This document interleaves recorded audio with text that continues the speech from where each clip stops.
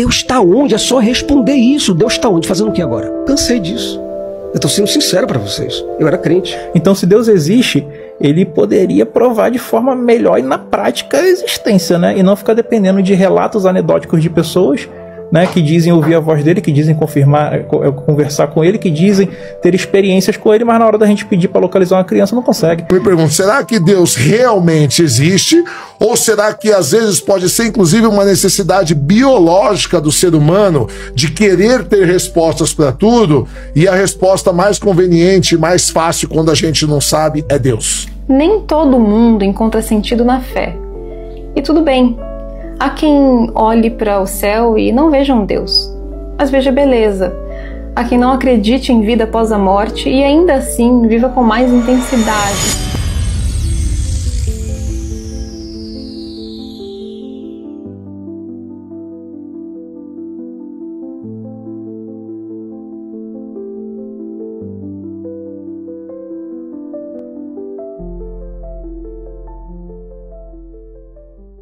A maior ilusão dos tempos atuais não é acreditar em Deus, e sim viver uma vida coerente sem a existência de Deus. Então, nesse vídeo, eu quero convidar vocês para a gente poder refletir de uma forma filosófica, de uma forma científica, sobre como a existência de Deus, ela torna a nossa vida com um sentido maior.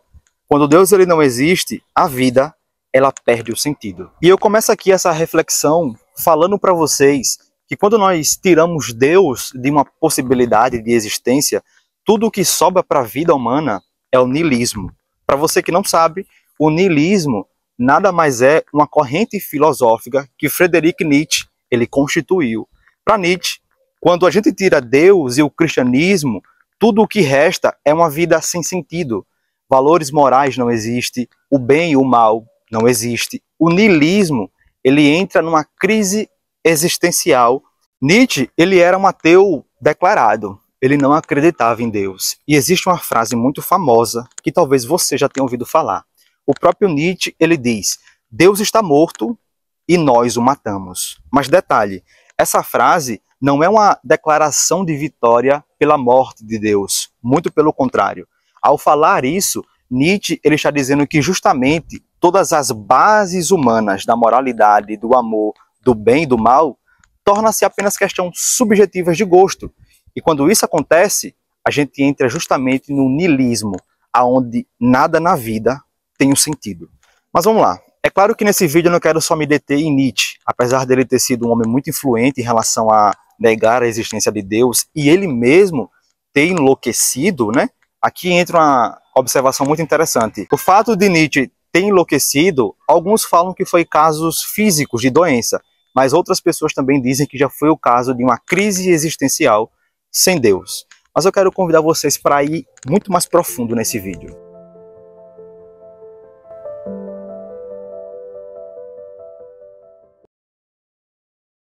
No início do vídeo, observe que tem diversos ateus falando sobre uma vida sem Deus. Mas nessa etapa do vídeo, eu quero me aprofundar mais com vocês para mostrar. Falar que Deus não existe é algo muito básico. Falar que Deus não existe é algo muito fácil. A questão é, eu desafio você que está me assistindo. Você já analisou o impacto que tem de uma vida sem Deus? Eu não quero apenas me deter no niilismo, onde eu já mostrei para vocês que quando nós tiramos Deus de pressuposto, a crise existencial ela pode ser algo totalmente sério. Mas o que eu quero deixar claro para vocês aqui nesse vídeo é que literalmente é um absurdo tirar Deus de um pressuposto. Deus, ele é um ser necessário. E é claro que Deus existe. E eu quero mostrar para você que é um absurdo, simplesmente um absurdo Deus não existir. E por quê? Primeiro a gente precisaria analisar o universo, né? Quando nós olhamos o universo, as galáxias, as estrelas, todo o espaço-tempo e todo o cosmo, nós podemos realmente chegar a uma conclusão muito fácil. Tudo é muito ordenado. Vamos analisar isso de perto. A cosmologia moderna, ela diz pra gente que o universo, ele teve um início. Antes do universo, não existia tempo, espaço e matéria. Os cientistas, eles deram o nome do início do universo de Big Bang. O Big Bang é o ponto de partida de toda a expansão cósmica. Antes do Big Bang, tempo, espaço e matéria, eles não existiam. O tempo, o espaço e a matéria, eles passaram a existir com a expansão do Big Bang há 14,8 bilhões de anos atrás. A primeira pergunta inevitável que a filosofia ela levanta é a seguinte: por que existe algo em vez do nada? E aqui eu quero analisar mais de perto isso com vocês. Se você diz que Deus não existe, se você nega a existência de Deus, como você consegue responder a essa pergunta tão essencial em nossa vida? Por que é que existe algo? Por que é que nós existimos? Por que é que a vida ela existe? Por que é que o universo ele permite a vida? Por que as coisas são como elas realmente são? Por que não existe nada? Por que é que existe algo? Então observe que essa pergunta ela é muito mais profunda do que nós pensamos. Leibniz, um dos maiores filósofos que existiu, ele levantou essa pergunta. Por que é que existe algo em vez do nada? Perceba que aqui a ciência e o método científico explica como as coisas ocorrem, como as coisas funcionam. A lei da gravidade, a lei da cosmologia, as 3 leis de Newton. Então a ciência ela explica realmente como a natureza funciona. Mas a ciência não consegue responder essa pergunta. Por que existem leis da natureza? Por que existe a natureza? Essa pergunta a ciência não consegue responder. O ateísmo tira Deus de um pressuposto e acredita que essas coisas simplesmente aconteceram de forma espontânea, sem ninguém por trás. De repente, do nada, houve a expansão, sem nenhuma causa por trás disso. Mas o absurdo que observamos aqui é que o nada, ele não é nada. Se o nada realmente tivesse gerado todo o cosmos que conhecemos, o nada, ele seria muito inteligente. Porque as coisas, elas funcionam de uma forma muito ordenada para que a vida exista. Mas não podemos atribuir nenhum conceito ao nada. Porque o nada não é nada. Então, por que o universo existe? O universo existe porque um ser pessoal, inteligente, quis que o universo existisse. Se o universo começou a existir, como eu já bem falei aqui para vocês, então a explicação mais plausível é que ele foi causado por algo que transcende o espaço, o tempo e a matéria. Já que essas coisas só começaram a existir a partir do Big Bang, quem trouxe à existência todo o cosmos ordenado precisaria necessariamente estar antes do tempo, ele tem que ser atemporal. Antes do espaço, ele é espacial, e antes da matéria, ele é imaterial. E todos esses atributos nós encontramos justamente em Deus. É um absurdo imaginar que todo o cosmos ordenado veio simplesmente por acaso, sem nenhuma explicação inteligente. Isso é um grande absurdo, e eu não tenho fé suficiente para pensar como um ateu, de que o universo simplesmente aconteceu, por acaso, do nada, de repente. O naturalismo e o ateísmo exigem que você acredite que tudo, o espaço, o tempo, a energia, leis físicas, todas as coisas, surgiu sem causa. Isso é menos racional que acreditar em Deus. Vocês começam a perceber aonde eu quero chegar? Nada é mais claro do que o princípio, segundo o qual nada acontece sem uma razão suficiente. Então veja, todo ateu, ele é naturalista, ou seja, ele acredita apenas nas leis da natureza, naquilo que a ciência pode analisar e experimentar. A vida é apenas resultados de reações químicas e cegas. Entretanto, a biologia moderna revela um nível de informação muito complexa no nosso DNA, que é comparável a um código de software.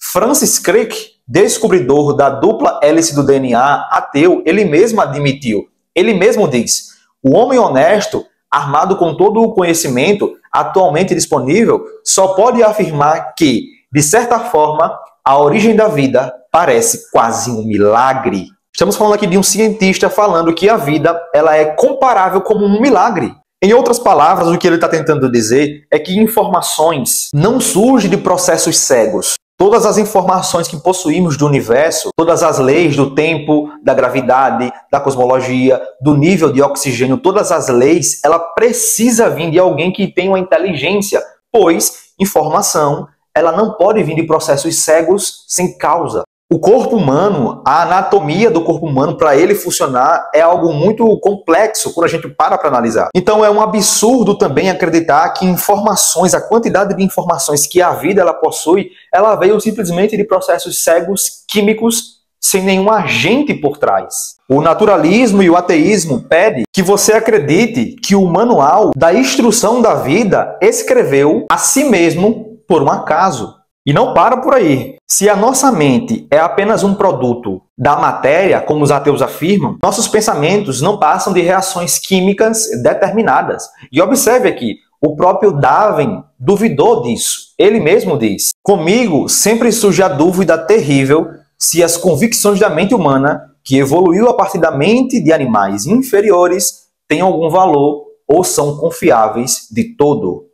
O que eu quero que vocês entendam é que o naturalismo, ele tira a confiança da mente racional, da nossa razão cognitiva. Um grande apologista cristão, Clive Lyons, ele também falou algo impressionante. Ele mesmo diz: se não podemos confiar em nossos pensamentos, não podemos ter certeza de que o ateísmo é verdadeiro. Perceba, o próprio ateísmo, ele também se destrói. Porque se a nossa mente é resultado apenas de processos cegos, espontâneos, materialistas, sem nenhuma causa, então qual é o valor verdadeiro que a nossa mente ela propõe para nós? É um absurdo pensar que a nossa mente veio simplesmente de processos espontâneos. A nossa mente é algo totalmente ordenado, inteligível e racional.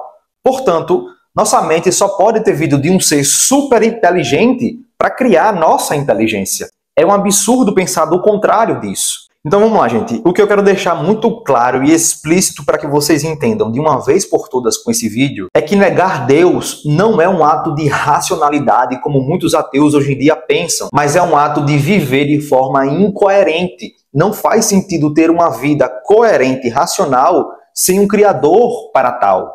Percebam, para você ser um ateu naturalista, você precisa crer que o universo surgiu do nada, a vida inteligente teve causa de algo não inteligente, cego e espontâneo, e que a nossa razão é um simples produto de reações químicas sem nenhum valor objetivo verdadeiro. Em outras palavras, o ateísmo ele exige que você, de forma inconsciente, acredite nos maiores absurdos que existem. A fé em Deus, ao contrário, dá uma razão e um significado por trás de todas as coisas. Então, enfim, gente, crer em Deus, que fique bem claro, não é fugir da razão. Até porque eu estou mostrando para vocês uma perspectiva utilizando a própria ciência para mostrar que o próprio ateísmo se destrói e não faz sentido. Então, crer em Deus jamais será fugir da razão. Acreditar em Deus é viver de uma forma coerente.